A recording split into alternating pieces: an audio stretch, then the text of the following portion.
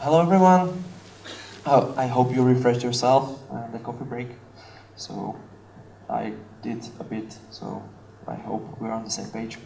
I'm Ivan. I'm founder and CEO of Cellense. We're 12 people plus 3 external guys. We do consulting for game studios. We specialize in improving the game launches with data and trying to drive either more sales or revenue or optimize the marketing for games. We do both mobile and PC console, so uh, this is our core business. And also based on our cases, we are kind of trying to show as much as we can. So this is also thanks to our awesome game developers we work with it that have also this intention to share the knowledge we gain. So kudos to them. We'll be showing 2 case studies. One will be a mobile game called What the Hen. It's already globally launched on iOS, Android. And second one is Next Machina. It's a PC console game.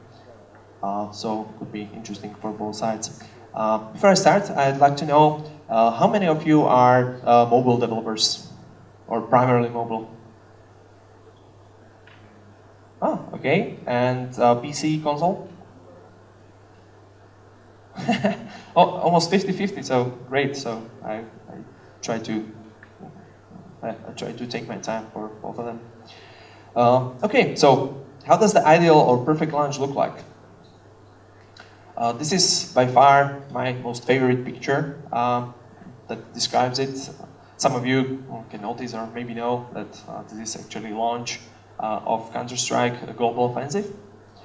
What I really like about the game, not just that your sales are going up even after launch and actually going up faster and faster as time progresses, but also that you can see it almost every important bump or valley, there's some kind of a caption. So, you know, there was a sale, or there was a free weekend, or there was an update that caused like the activity and the sales go up, or there was a server outage that it goes down. So this is something which I think it's actually the most important part of any kind of launch there is.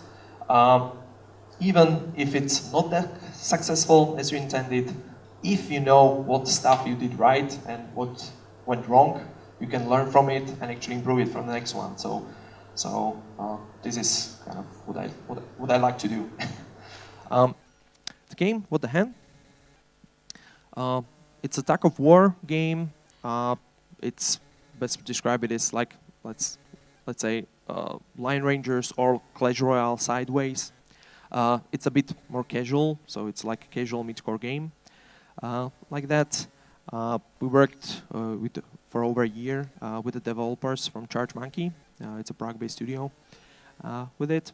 And what was quite interesting that we went from many stages with the game, and I will be showing like 3 important milestones we've done with it, with some learnings. What's quite interesting that what started as a kind of a iOS first game quickly moved to like Android, which were more successful on Android, and finally we were able to push it through nice revenues just from June, like 3 months ago, through like effective influencer campaigns. So we can go through it right now. The whole development process was a great example of this, like I would say, this eternal battle between marketing and production. Like not in some kind of a negative sense as it's shown here, but more in, okay, I made a game, I tried to soft launch it to get some KPIs to know that if it's a good game or not. And I don't see numbers I like because they are not that good for any reason. And there are 2 like explanation for that.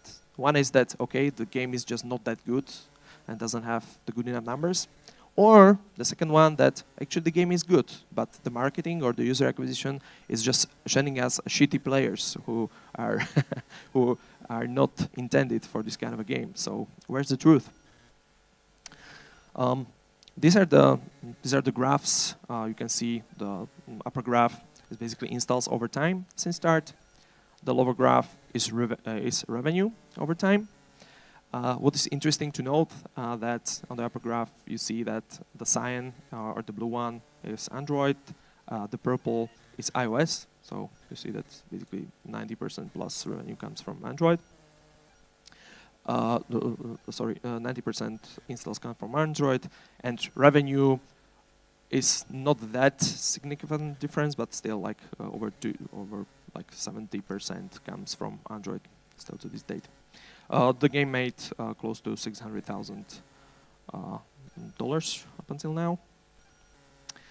This is also like interesting table which like shows how dynamic the KPIs can be. So if you see like the first we call it like pre-soft launch we did like Q1 a year ago or a year and a half ago actually, it was like 36 or 34% day 1 retention and like 4% day 7. So it means only 4% players remain in the game after 7 days.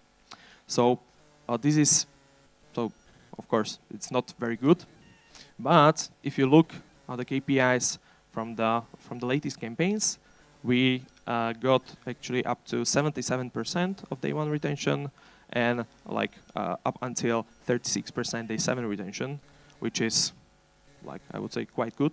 At the same time, the just in-app ARPU is close to $1 after just 3 weeks, which is also quite good. So you can really see the extreme differences when you first time like kind of get the first data from your players up until the year later. So it can be really tremendous difference. And what is also very important to see that how the KPIs differ from the channel or from the players where we're getting them. So of course some channels like performance-based from Facebook, they get lower retention but higher monetization. Some channels like influencer-based have much higher retention and lower monetization. But again, this is what it makes it interesting. So very quickly, phase 1, aka struggle. The decision was actually made by founders from historical purposes. They wanted to do an iOS first game, so they had only iOS built. They put it out, and quite quickly we found out that it's quite a pain to work with that, because only players you will get on iOS is those you will buy. If you think you're smart and you go for like a cheaper countries like Philippines and so on, yes, you will have lower CPI than, for example, other Canada or some other ones, but you get much worse performing players than you would normally get, especially stuff like, for example, on Philippines, the iOS devices. Many people still have like iPhone 4s and like early iPhone 5s and like really old devices, which they have slow internet connection. So you get like huge churn just because you cannot. It takes too long to download or stuff like that. And the whole development cycle is super slow. We basically were able just to do like 1 month cycles, where we bought around 1,000 players every 3-4 weeks, and try to learn something from them. But again, it's too small of a number to draw any kind of a conclusion after a few days. So it was just really just a very early retention stuff. Other stuff was just not statistically significant. So iOS UA is expensive, so don't go for soft launch on iOS. It's slow, no organic traffic, everything you have to pay for, and it doesn't scale that well, even for the soft launch purposes. So, in summary, don't do it. Be smart. Phase 2, aka we finally have players, are actually super. Like we knew it from other projects, but especially ChargeMonkey developers were very pleased that when they got to the Android finally, that like in first 5 days they got more players than they have.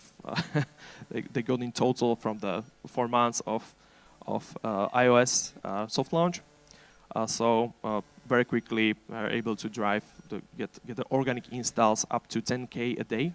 So 10,000 basically free downloads just on Android, which is awesome because it is not just you have finally enough data to work with and to improve the game on much in more agile manner, but also it means that the game is actually earning some money. Like it's you cannot see it when you are on iOS and just buying a few hundreds of players, but right now we got up to like around 10,000 euro revenue just basically in soft launch in mostly Russian-speaking countries on Android. So that was quite good. So we quickly find out that okay, we should have done it in the first place. What's great comparison that at the time we got like 10K organic installs per day on Android. We still had around 30 on iOS, so it was really uncomparable. And we already started earning some money, so which is always nice, especially that we didn't have to pay for the traffic, so it was basically pure profit. So, in summary for the Android soft launch, just do it. Phase 3, which was like named Overtaking Supercell. I have a proof. Okay, unfortunately this is not US App Store. This happened on Italian App Store, and also we got pretty high in France and Germany. But still, it was a very nice milestone because, as you could see on the revenue data, we could get in from the soft launch quite fast to around 10K installs per day and around 10K euro per month revenue. But the challenge was how to do the 100K. How to make the game like 10 times bigger. So it's finally something that is interesting to work on. So of course we were trying to test like different UA strategies. We had success with the ASO to drive the organic traffic. So we tried to improve it more, but we actually couldn't get much higher than those 10K a day, and it was a bit volatile. So we don't get always like 10,000 installs. You can get one day 5, one day 7, one day 10, and we couldn't move that much higher for that. The Facebook UA wasn't positive at scale yet, even though we had some campaigns that were ROI positive, so we could get them more money than we put in. It wasn't enough to drive it like 10 times bigger. The game needed more time to be optimized for LTV and monetization. And of course, we didn't want to rely just on featuring because it's like nice to have. It can be a big bump, but it's a one-time thing. You can get some stuff for your updates, but still, your business model shouldn't rely just on that. So the answer for this, how we grew it to hundreds of thousands per month revenue, was a bit unexpected, but it turned out to be influencers. And influencers, I think it's quite a hot topic right now, because you can see it everywhere. There are these YouTubers like PewDiePie, earning billions or something like that, and it's a huge hype around it. But if you approach it as an indie studio, even well-funded one, as was Charge Monkey, you cannot just go to those YouTubers you see in the top charts and ask them for a video, because they get you like some outrageous sums, like whatever, a few 100,000 per video euros. So you don't want to like waste a significant amount of your investment on that, especially if you don't know if it will perform. Like I've seen some really, and this is the interesting thing about influencers, it's hit or miss all the time if you approach it just, I would say, randomly. So we're investigating methods how to get like small to medium-sized influencers that are not that expensive and you can actually deal with them. And then we basically found out we're introduced to right now very good partners of ours, Matchmade.tv. When we are basically testing all the other influencer platforms, we stumbled upon this one, which is quite unique. Basically, what would you normally do without any kind of service, influencer service? You would have one guy in marketing going on YouTube, trying to find videos of people that play similar games to yours and then write them something like that. But the problem with this approach is it's super time consuming. Like, you know, every hour there is uploaded like, you know, billions of hours of video, so one guy doesn't cut it. Another thing, maybe your guy knows whatever Russian and English, but doesn't know any like Turkish or French or whatever, so he will be biased only to view those influencers that he understands. And there comes the matchmade. Basically the matchmade, this is a screenshot from the service itself. What does matchmade? It imports the profile of your game, crunches, so the profile of a game from the Apple App Store page listing, so what kind of category it is, what kind of a game it is, what are the similar games to your game. Then it crunches the whole YouTube, basically instead of you, so go for all the videos which are there, and it's searching from their metadata that if there's videos contain a game similar to your game, or if it contains some content in the similar category, and then they will give you like, okay, these are top thousands influencers all around the world. It can be like Japan, Turkey, or in our case, Italy, that these guys play similar games to yours. Go to them, try them. So we were pretty pleased. All of them were basically these small to mid-size. So even and they can already even suggest that they expect that this guy will bring you this amount of installs and it costs this amount to hire him and so on. So it's awesome service. So we tried it. This is actually how it looks.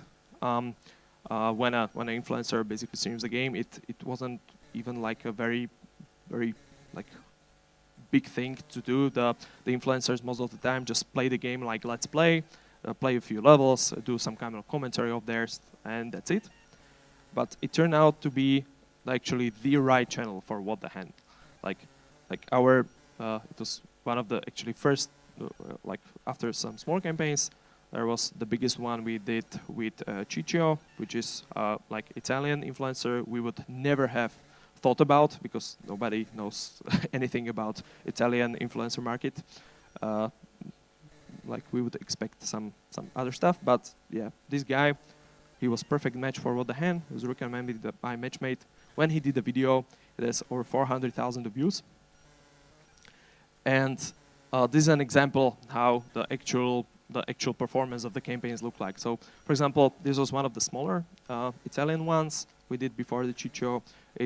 Matchmade told us, okay, this guy, he will drive you 885 installs, and the fair CPI for it will be like 50 cents. So, you know, you can pay this guy like $400, and you would expect the return at the CPI. When we did this campaign, we found out that actually the installs we could track was around 1,000, but the overall installs with all the stuff like word of mouth, virality, and posting in charts was over 8,000. So the effective CPI for this campaign was 7 cents. So on these concrete campaigns, in 5 days we broke even and then just started earning money. So this was something that we find out that, oh, holy cow, yeah, holy cow, this works.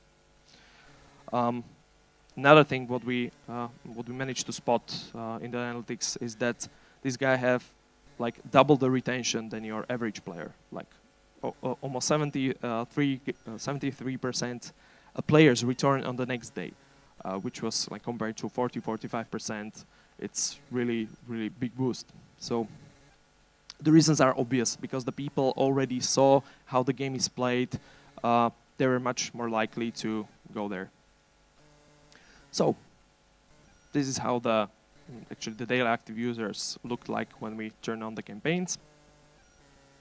And even though we estimated we get like $80,000 for the June where I started up, we actually got over 200,000, which for basically pure profit was around 80,000. So it was like really good month. So yeah, this was the aftermath, especially in Italy.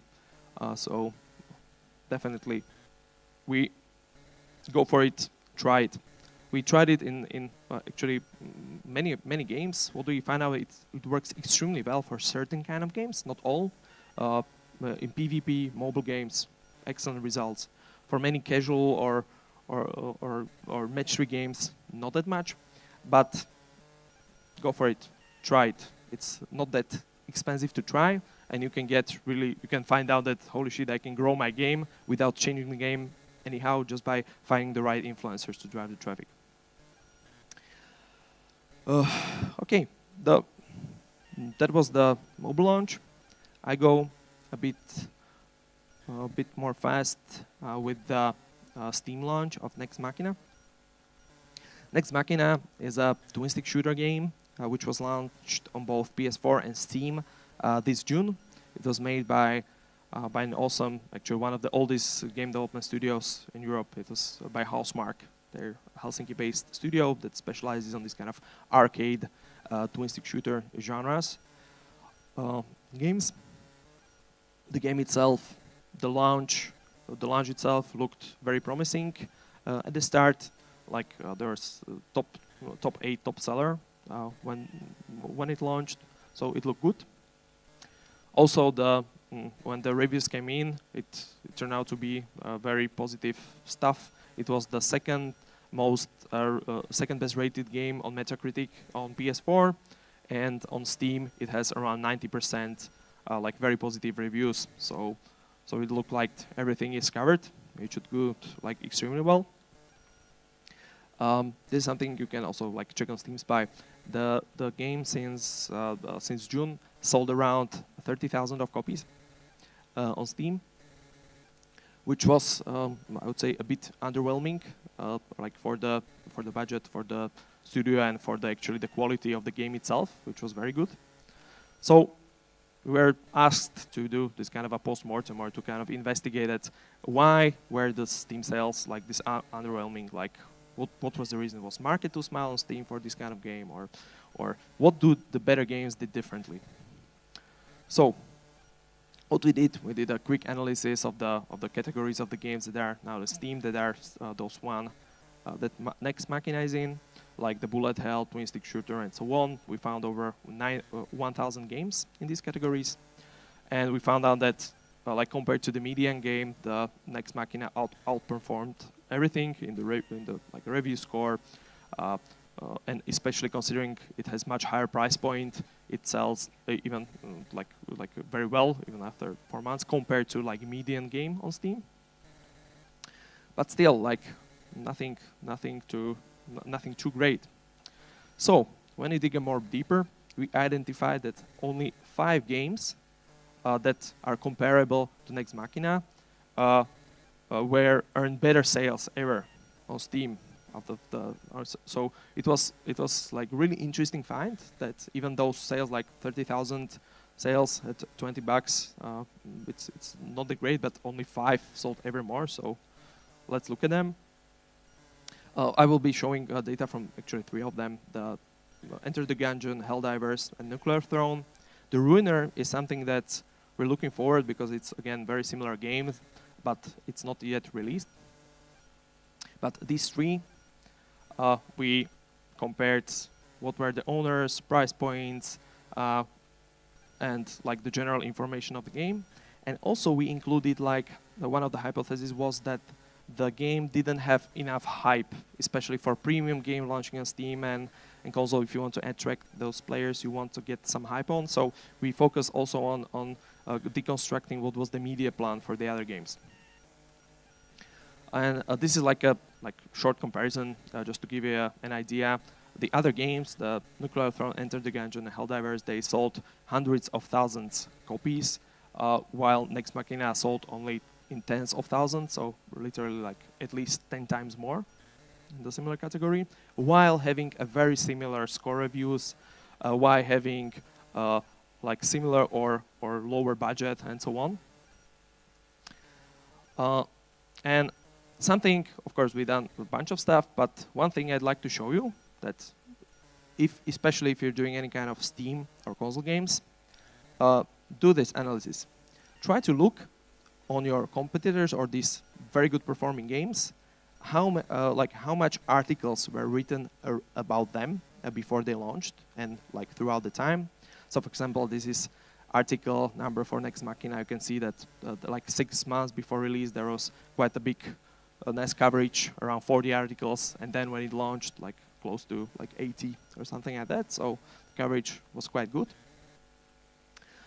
comparable Helldivers, which sold almost like 15 or 20 times more than the Next Machina.